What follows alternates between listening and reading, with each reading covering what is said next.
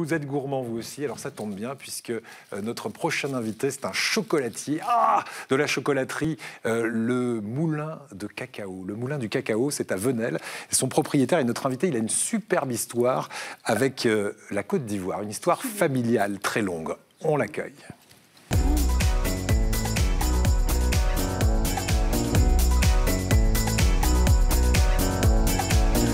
Je regardais si j'avais pas fait tomber un chocolat en bas. Non, c'est bon, c'est juste une petite coupelle qui est tombée. Heureusement, parce que c'est de l'or, ça. Merci d'être avec nous. Avec plaisir.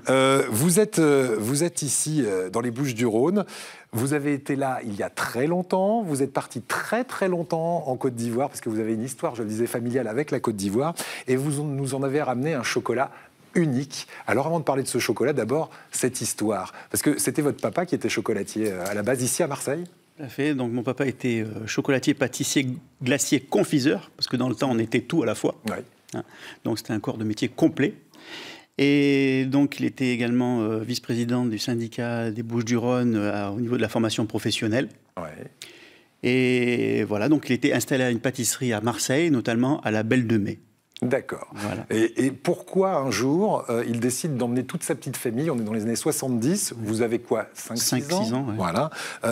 Il vous emmène en Côte d'Ivoire. Qu'est-ce qui se passe pour... Il part pour un contrat, en fait, de pâtissier dans une pâtisserie locale en Côte d'Ivoire. Et vous avez vécu combien d'années là-bas, vous ? Jusqu'en 2005 à peu près. Voilà, donc quand vous revenez, vous décidez de mettre la Côte d'Ivoire à l'honneur. D'abord, pourquoi est-ce que vous revenez de Côte d'Ivoire ? Alors bon... on est en quelle année ? On est en sortie 2003, 2004, 2005, donc les troubles sociopolitiques qu'il y avait eu. Voilà. Et je reviens surtout pour les enfants, parce qu'on avait 3 enfants en bas âge, et au niveau de les scolarités qui étaient un peu entrecoupées, etc., et l'insécurité, donc on avait préféré ramener les enfants. Et là, vous bouclez la boucle ? Et on rentrait au bout, voilà, et on boucle la boucle parce qu'en fait, on retourne sur Venelle, où la chocolaterie actuelle est installée. On était parti de Venelle, donc, en 70, sur le contrat de mon père, et donc on grandit là-bas, on fait la scolarité là-bas, jusqu'au bac, avant de rentrer en France pour les études supérieures. Et bon, mon père me disait toujours non, tu feras pas de la pâtisserie parce que c'est pas bien. Il faut que tu. Voilà, bon, c'était l'ancien système de raisonnement des pères. Disent non, toi tu seras chirurgien, toi. Ouais. Voilà. Alors, en fait, moi j'étais convaincu depuis le bas âge j'étais bercé par le chocolat et le cacao, puisque pour ceux qui connaissent la Côte d'Ivoire, le cacao il y en a de partout. On sent le cacao de partout.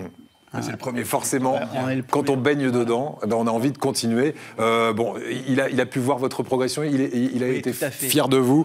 Moi, ce que je voudrais qu'on fasse, parce qu'on a très peu de temps dans cette émission, c'est qu'on parle de ce chocolat 100% Côte d'Ivoire. On m'a dit, ça c'est votre plus grande fierté, parce qu'il est unique ce chocolat.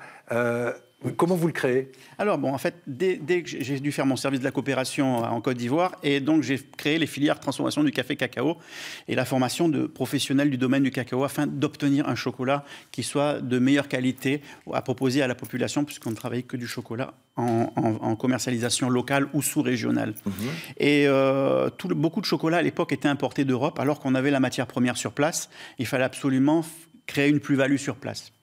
Et on a décidé de créer en fait un substitut de chocolat import et se tabler sur un type de chocolat qui était import par rapport à la concurrence locale qui n'était pas de très bonne qualité. Et donc, on a créé cette marque de chocolat sur place en Côte d'Ivoire. Et j'ai travaillé uniquement avec du cacao de Côte d'Ivoire, puisque l'importation des cacaos était interdite par l'ancien chef d'État Félix Houphouët-Boigny, qui voulait protéger ses planteurs. Voilà. Et interdisait également les matières grasses végétales ajoutées autres que le beurre de cacao. Voilà. Et là, par exemple, sur ce plateau, vous nous avez apporté du chocolat de cacao, du vrai chocolat. Donc là, vous avez du beurre de cacao, pâte de cacao issue des presses des fèves de cacao de Côte d'Ivoire. Alors, ce qu'il faut savoir, c'est également que c'est le seul chocolat vraiment mono-origine, mono-variétal également, puisqu'on ne travaille que sur du Forastero. Quand on est arrivé il y a une dizaine d'années en France, on nous a dit c'est impossible de faire un chocolat qu'avec du Forastero. Le chocolat de Côte d'Ivoire, oui, c'est le premier. Parce que le Forastero, c'est quoi ? C'est très Il n'avait pas une bonne notoriété. Non, pas du tout, pas du tout. Alors nous, on travaille. Pourquoi on arrive à avoir un peu le goût unique que vous demandiez ? C'est qu'on travaille déjà au départ sur la qualité de la fève. On sélectionne nos fèves en fonction des tailles de fèves. Et ensuite, après, on va travailler au niveau de la fermentation. Nous faisons une double fermentation en caisse bois, au lieu de faire des fermentations. Et là, on est pratiquement moment comme sur du bon vin. C'est-à-dire qu'on va avoir un chocolat de qualité. La chance que j'ai eue, c'est que mon père a voulu que je fasse des études. J'ai fait des études supérieures en agroalimentaire. Et voilà pourquoi. J'ai pu faire le palliatif entre l'industrie et l'artisanat. C'est important. Il y a 15 jours, il y a eu un envoyé spécial qui déconsidérait beaucoup le cacao de Côte d'Ivoire. Non, mais c'est important d'en dire un mot. J'imagine que le vôtre ne provient pas des plantations qu'on nous a montrées. Non, tout à fait, non. Bon. De toute façon, il y a de tout également. Voilà. On aurait pu en parler pendant des heures. Le mieux, c'est d'aller Donc, pas de lécithine de soja. Ce qu'il faut retenir, c'est pas de lécithine de soja, déjà, et pas remplacé, par exemple, par une autre lécithine. Ouais.